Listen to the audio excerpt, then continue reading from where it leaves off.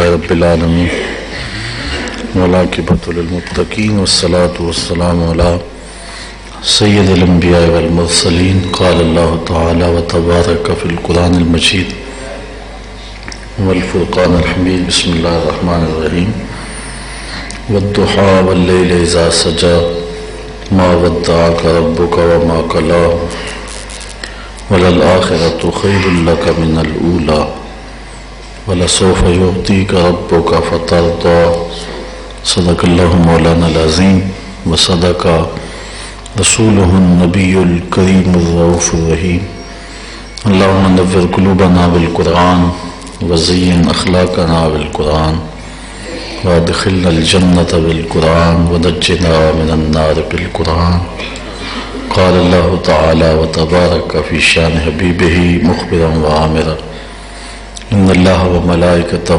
یصلون علی النبی یا ایھا الذین آمنوا صلوا علیہ وسلموا تسلیما الصلاۃ والسلام علیک یا رسول اللہ وعلی آلک واصحابک یا حبیب اللہ الصلاۃ والسلام علیک یا نبی اللہ وعلی آلک واصحابک یا رحمت اللہ شکر۔ تمام حمد و ثنا تعریف و توصیف اللہ جل مجدہ الکریم کی ذات بابرکات کے لیے جو خالق کائنات بھی ہے اور مالک شش جہات بھی۔ اللہ جل وعلا کی حمد و ثنا کے بعد حضور نبی اکرم شفیع امم رسول محتشم نبی مکرم صلی اللہ علیہ وسلم کے حضور ناز میں اپنی عقیدتوں ارادتوں اور محبتوں کا خراج پیش کرنے کے بعد واجب الاحترام ذوی الاحتشام برادران اسلام السلام علیکم ورحمۃ اللہ وبرکاتہ۔ عالی مرتبت ذی وقار علماء کرام، سامعین، مہمانان عالی مرتبت، صدر مجلس حضرت قبلہ شاہ صاحب سیدہ مجدہ، منتظمین درس قرآن، السلام علیکم ورحمۃ اللہ وبرکاتہ۔ آج کی یہ تقریب ماہانہ درس قرآن کی تقریب سعید ہے جس میں میں اور آپ حاضر ہوئے ہیں۔ سورۃ الضحیٰ سے کچھ کلمات تلاوت کیے گئے ہیں۔ اللہ تعالیٰ میری زبان پر ان آیات کے ضمن میں کلمۃ الحق کہنے کی توفیق نصیب فرمائے اور ہم سب کو جو چیزیں قابل عمل ہیں ان کو سننے کے بعد توفیق عمل بخشے، جو چیزیں اعتقاد اور عقیدے کی پختگی کا باعث ہیں اللہ انہیں قبول کرنے کی توفیق عطا کرے۔ یہ قرآن مجید کی مکی صورت ہے۔ حضور نبی رحمت صلی اللہ علیہ وسلم کے سینہ اطہر پہ نازل ہوئی۔ واقعہ اس طرح ہوا کہ 15 دن، 18 دن، 25 دن یا 40 دن باختلاف روایات حضور علیہ السلام پر وحی کا سلسلہ موقوف ہوا، وحی کا آنا رک گیا۔ تو جس طرح وحی کے آنے میں حکمتیں تھیں، وحی کے رکنے میں بھی حکمتیں ہی تھیں۔ ہجر کا بھی ایک اپنا لطف ہے اور وصل کا بھی اپنا مزہ ہے۔ حضور کا دل اداس رہنے لگا۔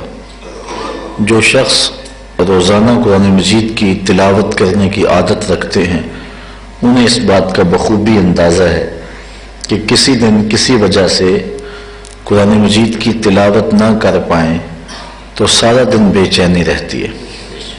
پھر جس کے سینے پہ قرآن اترتا تھا، جب وحی کا سلسلہ موقوف ہوا تو حضور کے لیے کتنی اداسی کا باعث ہوا ہوگا۔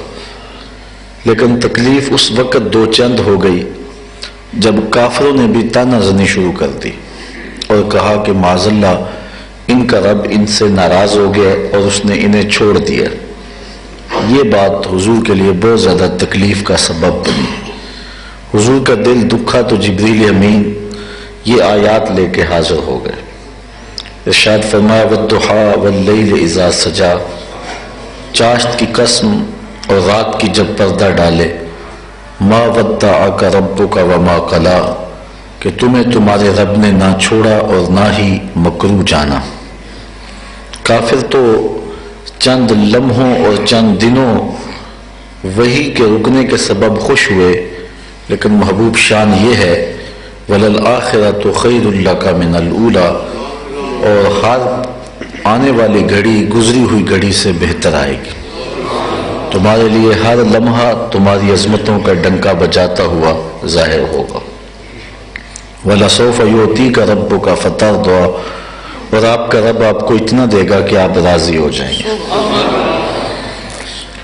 تو اللہ تعالیٰ نے دو قسمیں فرما کر کے محبوب کے دل کو تسلی دی، ایک دہا کی قسم اور ایک اللیل کی قسم۔ جب سورج طلوع ہو جائے اور اس کی سرخی ختم ہو اور اتنا اونچائی میں چلا جائے اور اتنا روشن ہو جائے کہ اس کی طرف نظر اٹھا کے دیکھیں تو آپ نظر اٹھا کر کے دیکھ نہ سکیں، آنکھیں چندیا جائیں، آنکھوں میں پانی اترنے لگے، تو اس وقت کو وقت چاشت کہتے ہیں۔ اور جب سورج غروب ہو جائے، ہر سمت اندھیرا پھیلنے لگے، تو اسے اللیل کہتے ہیں۔ تو ان دو وقتوں کی قسم فرمائی، چاشت کے وقت کی قسم اور رات کی قسم۔ ابن منظور نے لسان العرب میں لکھا ہے کہ جب دہا کو لیل کے مقابلے میں عرب لاتے تھے تو اس وقت پورا دن مراد ہوتا تھا، تو کہا کہ محبوب دن کی قسم اور رات کی قسم۔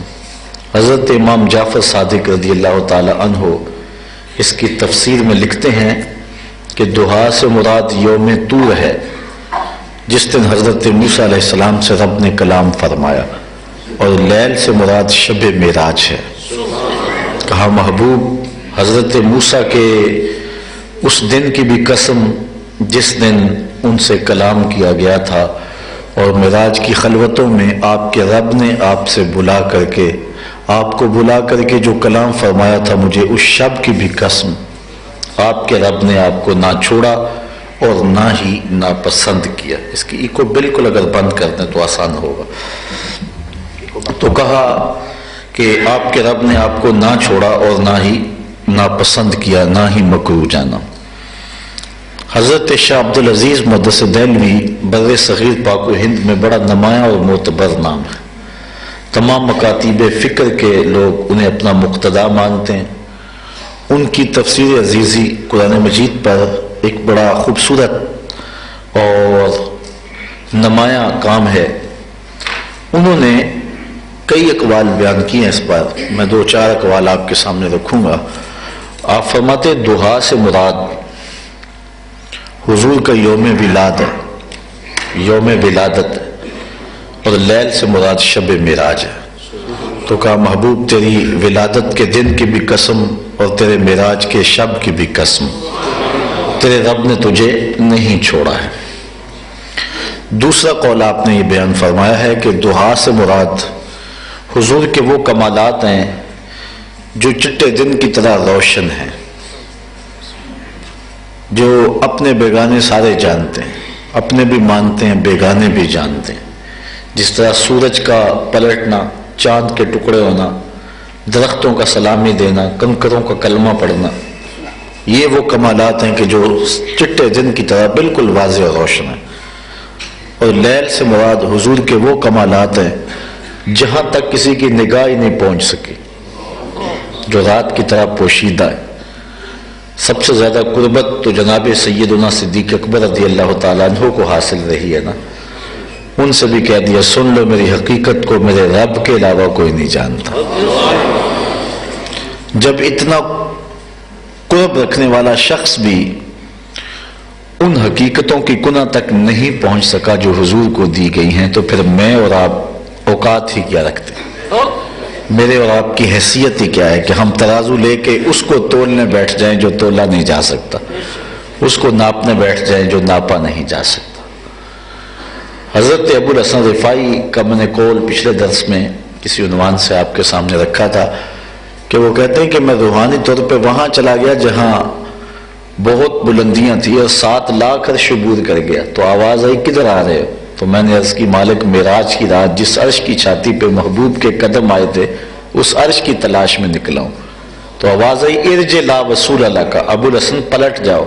تم کروڑوں سال بھی پرواز کرو، جس عرش کی چھاتی پہ محبوب کے قدم آئے تھے وہاں تمہارا خیال بھی نہیں پہنچا۔ تو جس نبی کے قدم اتنے اونچے اس نبی کا سر کتنا اونچا ہوگا۔ یہاں اعلیٰ حضرت کا اسلوب دیکھیے، وہ فرماتے ہیں خرد سے کہہ دو کہ سر جھکا لے، گماں سے گزرے گزرنے والے، یا خود پڑے ہیں جہت کو لالے، کوئی کیا بتائے کدھر گئے تھے، سراغ عین و متا کہاں تھا، نشان کیف و الا کہاں تھا، نہ کوئی ساتھی نہ کوئی راہی، نہ سنگ منزل نہ مرحلے تھے، کمان امکان کے جھوٹے نکتوں، تم اول و آخر کے پھیر میں ہو، محیط کی چال سے تو پوچھو کدھر کو آئے کدھر گئے تھے، کوئی حد ہے ان کے عروج کی، بلغ العلاب کمال۔ تو کہا دہا سے مراد وہ کمالات ہیں کہ جو چٹے دن کی طرح روشن ہیں، سارے ہی جانتے ہیں، لیکن لیل سے مراد وہ کمالات ہیں کہ جہاں تک کسی کی نگاہ ہی نہیں پہنچی۔ فرمایا لی مع اللہ وقت لا یسعنی فیہ نبی مرسل ولا ملک مقرب، میرا اور میرے رب کا معاملہ ایسا ہے درمیان میں نہ کوئی فرشتہ آ سکتا ہے نہ کوئی رسول اور پیغمبر آ سکتا۔ وہ رازداری کی باتیں اللہ تعالیٰ نے اپنے محبوب کو معراج کی قربت میں جو وحی خاص فرمائی تھی، جب دنا فتح اللہ کے فاصلے سمٹے اور ادنا کی منزلوں تک پہنچے تو اللہ تعالیٰ نے فرمایا فَأَوْحَى إِلَىٰ عَبْدِهِ، تو اس نے اپنے محبوب کو کچھ باتیں کہی، اپنے محبوب کو وحی کی۔ کان کھڑے ہو گئے نا، کیا کہا؟ آگے فرمایا ما اوحا، تمہیں کیا لگے جو مرضی کہا۔ اب دیکھو ذرا کہ یہاں ما میں عموم رکھا گیا ہے، اس بات کو بتایا نہیں گیا، کھولا نہیں گیا، تو معلوم ہوا کہ بہت سارے ایسے معاملات ہیں کہ جہاں تک کسی کی نگاہ ہی نہیں پہنچی گئی۔ حضرت ملا جیون رحمۃ اللہ تعالی علیہ جو کہ اورنگزیب عالمگیر کے بھی استاد ہیں، انہوں نے تفسیرات احمدیہ کے اندر لکھا کہ اللہ نے اپنے محبوب کو 70,000 حقائق، 70,000 اسرار اور 70,000 رموز عطا فرمائے معراج کی رات۔ تو ایسے کمالات ہیں کہ جہاں تک کسی کی نظر نہیں پہنچ سکی۔ حضرت خواجہ نظام الدین اولیاء علیہ رحمہ کے ملفوظات ہیں فوائد الفواد شریف، فوائد الفواد، اس میں آپ نے اس واقعے کو لکھا ہے کہ ایک دن حضور کا دریائے رحمت جوش میں آیا، فرمایا عائشہ جو مانگنا ہے مانگ لو، ہیں آج وہ مائل بعطا اور بھی کچھ مانگ، ہیں آج وہ مائل بعطا اور بھی کچھ مانگ، آج کرم کا بڑا بٹ رہا ہے۔ کہا عائشہ جو مانگنا ہے مانگ لو۔ ام المومنین نے عرض کی کہ حضور اگر اجازت ہو تو میں اپنے باپ سے مشورہ نہ کر لوں؟ ام المومنین نے کہا کہ اگر آپ اجازت دیں، تھوڑا سا وقت دیں، تو میں اپنے والد گرامی حضرت صدیق اکبر سے مشورہ نہ کر لوں؟ فرمایا جاؤ کر لو۔ دریائے رحمت جوش میں تھا، جاؤ کر لو۔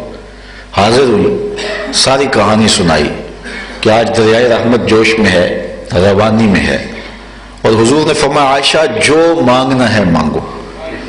تو بڑا موقع اہم ہے، تھوڑا سا وقت لے کے حضور سے آئی ہوں، مجھے بتایا جائے میں حضور سے کیا مانگوں۔ تو حضرت سیدنا صدیق اکبر رضی اللہ تعالی عنہ نے فرمایا بیٹے حضور سے عرض کرنا کہ معراج کی خلوت میں اللہ نے آپ سے کوئی خاص باتیں کی تھی، ان باتوں میں سے ایک بات بتا دیں۔ مانگا بھی تو علم ہی مانگا، اور کہا بیٹا سنو میرے ساتھ وعدہ کرو جو حضور بتائیں وہ مجھے بھی بتانا۔ صدیقہ کائنات حضرت سیدہ عائشہ رضی اللہ تعالیٰ عنہ نے وعدہ کر لیا، بارگاہ رسالت مآب میں حاضر ہوئی۔ حضور نے فرمایا عائشہ مشورہ ہو گیا؟ جی حضور ہو گیا۔ مانگو پھر کیا مانگتی ہو؟ کہا حضور معراج کی خلوت خاص میں آپ کے رب نے آپ سے کوئی راز کی باتیں کی تھی؟ حضور فرمایا بالکل کی تھی۔ حضور پھر ان باتوں میں سے ایک بات بتا دیں۔ حضور مسکرا پڑے، اس بات پہ مسکرائے ہوں گے کہ میرے یار غار کا انتخاب کیسا ہے، اور اس بات پہ بھی مسکرائے ہوں گے اگر راز کی بات بتا دوں پھر راز راز تو نہ رہا، لیکن چونکہ خود وعدہ کیا ہوا تھا، کہا عائشہ سنو جب میں قربت خاص میں پہنچا تو میرے رب نے مجھ سے جو راز کی باتیں کی ان میں سے ایک بات یہ تھی محبوب تیری امت میں سے اگر کوئی شخص کسی شخص کا ٹوٹا ہوا دل جوڑ دے گا میرے اوپر لازم ہے بغیر حساب کے جنت عطا کرو۔